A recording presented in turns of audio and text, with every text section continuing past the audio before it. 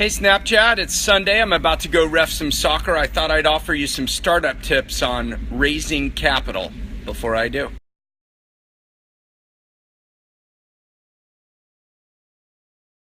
The first thing you need to remember about fundraising is that it's a sale.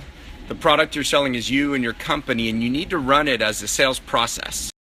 And like all great sales, they involve a large element of marketing. So think about what your marketing campaign is, what materials you're going to create, how are you going to communicate that. If you're raising money from individuals, you have one decision maker. Don't forget they're influenced by a lot of other people, but one decision maker.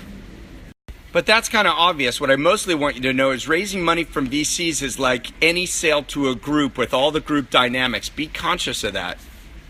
And like all sales, without a champion, you're never going to get an order. The champion in a fundraising process is a sponsoring partner. You need to build support before the partner.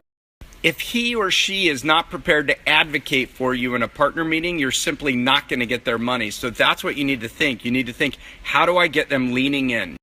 And frankly, I think it's a fair question to ask before you go to a partner meeting is, do you yet feel comfortable actually sponsoring me in the meeting? Are you leaning in? Are you pro? And what I learned most about salespeople is they understand that it's really important to ask if you have support. And I think most startup founders are afraid to ask. The ultimate product that they're buying is you. Do they trust you? Do they believe you're going to deliver in good times and bad? Do they want to be your partner and work with you? And while your goal is to build as much support before a partner meeting from partners, associates, and principals, your ultimate goal is to get to the partner meeting. So ask to get invited there. If you're not invited to a partner meeting, it simply means that partner doesn't yet support you, isn't willing to advocate for you. You don't yet have a buyer.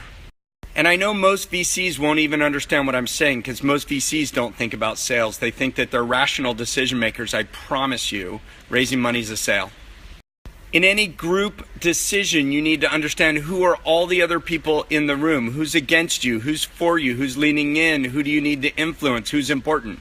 Please remember that the best sales meetings are discussions, not pitches. So your goal is to present enough information to tee up a discussion.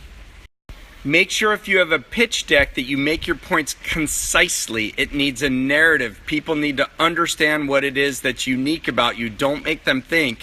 If possible, orient the meat of the discussion around a demo. There's nothing better than showing your product or demonstrating your service.